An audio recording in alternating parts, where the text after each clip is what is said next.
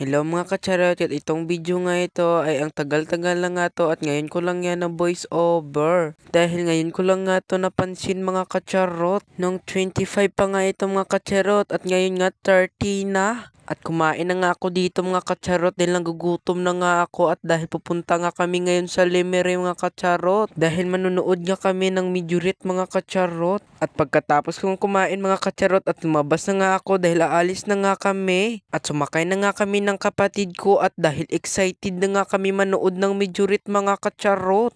At nakaalis na nga kami mga kacharot. At shoutout na lang nga dyan sa kapatid ko mga kacharot. At sa wakas nga mga kacharot, nandito na nga kami at bababa na nga ako. At pagkarating nga namin mga kacharot at umulan na nga at sige pa rin yung sayaw nila mga kacharot kahit umuulan. At pagkatapos nga nila at nasyonal naman nga nagparada mga kacharot. At buti nga naman at tumigil na nga yung ulan. Bangkal na nga yung nagparada mga kacharot. Kahit ang liliit nila, sige lang. At nagtipon-tipon na nga sila mga kacharot at para malalaman na nga kung sino yung champion. At national nga yung nag-champion mga kacharot. Congratulations! Congratulations! Congratulations!